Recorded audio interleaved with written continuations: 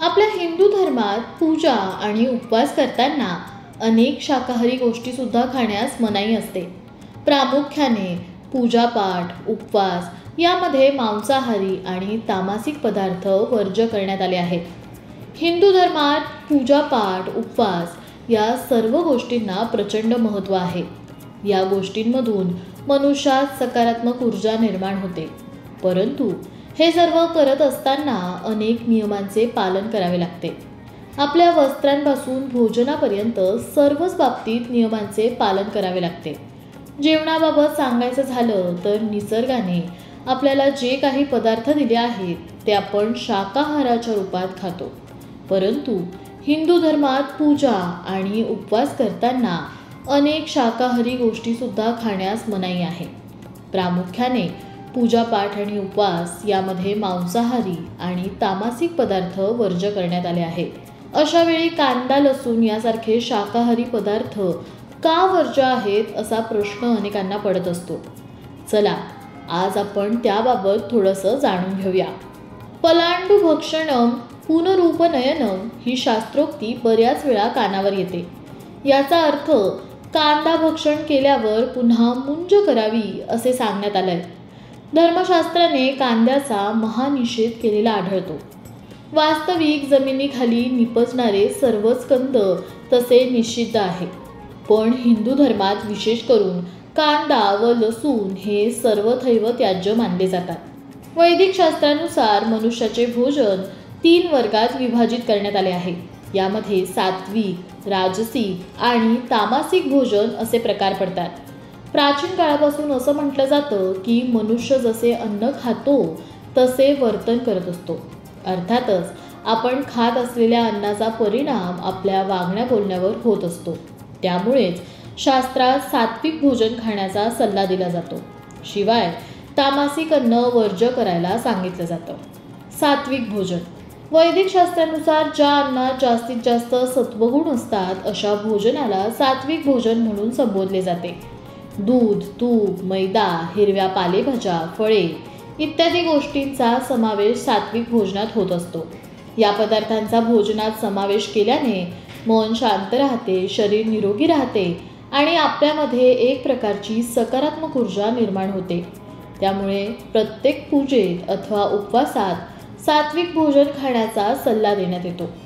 राजसिक भोजन वैदिक शास्त्रानुसार ज्या अन्नपदार्थांमध्ये जास्तीत जास्त मसाले आणि तेलाचा वापर होतो त्याला राजसिक अन्न म्हणून संबोधले जाते.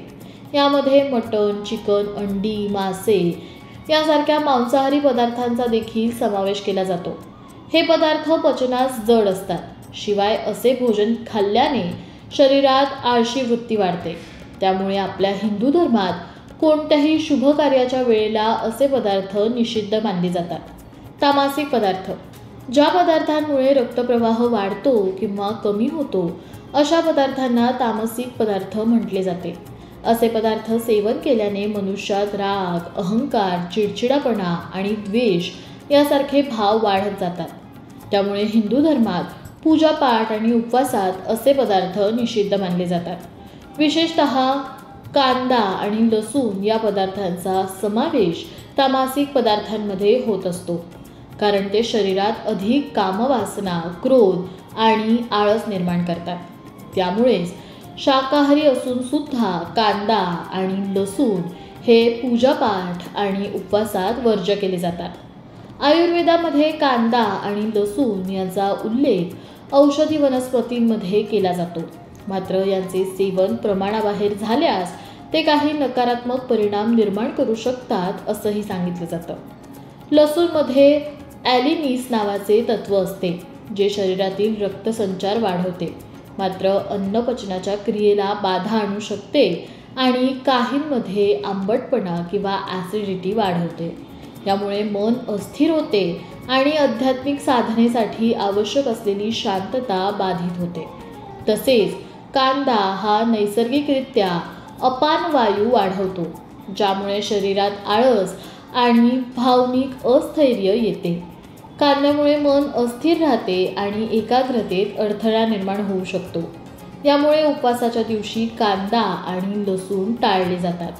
ते शरीरात तामसिकताही वाढवतात। अनेक पूजापाठ, हवन, जप यावेळी कांदा आणि लसूण खाणे निषिद्ध मानले जाते। प्राचीन ऋषीमुनी ध्यान आणि योग साधना करताना सात्विक आहार घेत असत। कांदा आणि लसूण मन अस्थिर करतात आणि आध्यात्मिक उन्नतीसाठी अडथळा ठरतात। गरुड पुराणात असाही उल्लेख आहे की जेव्हा समुद्र मंथनानंतर अमृत मिळालेलं तेव्हा काही थेंब राक्षसांच्या तोंडात पडलेले, त्याच ठिकाणी कांदा आणि लसूण उत्पन्न झालेले, म्हणून ते असुरांचे अन्न मानले जाते। त्यामुळे ते खाल्ल्यास माणसामध्ये असुरी गुण वाढतात असा समज आहे। असं पाहायला गेलं तर कांदा आणि लसूण हे औषधी दृष्टिकोनातून फायदेशीर आहेत, परंतु ते नकारात्मक ऊर्जा देखील निर्माण करत असतात। कांद्याचा वास आणि लसणीतील घटक काही जडत्व निर्माण करतात, त्यामुळे काही लोकांना शरीरावर वाईट परिणाम जाणवू शकतो। काही लोकांना कांदा आणि लसूण पचायला जड जातो आणि त्यामुळे शरीरात विषारी पदार्थ निर्माण होऊ शकतात। कांदा आणि लसूण औषधी आहेत, पण त्यांचा अतिरेकी वापर तामसिक वृत्ती निर्माण करू शकतो। आध्यात्मिक आणि सात्विक जीवन जगणाऱ्या लोकांसाठी त्यांचे सेवन टाळणे श्रेयस्कर मानले जाते। नित्य धार्मिक कृत्य करताना, ध्यानधारणा करताना किंवा उपवासाच्या दिवशी कांदा आणि लसूण वर्ज्य मानले जाते। तुमचं याबाबत काय मत आहे? कांदा आणि लसूण खाणं योग्य आहे की अयोग्य? आम्हाला कमेंट करून नक्की सांगा। त्यासोबतच व्हिडिओमधील माहिती उपयोगाची वाटली असेल तर व्हिडिओला जास्तीत जास्त लाईक करा, जास्तीत जास्त लोकांपर्यंत शेअर करा आणि आमच्या लोकमत भक्तीच्या फेसबुक पेजला लाईक आणि यूट्यूब चॅनलला सबस्क्राईब करायला विसरू नका।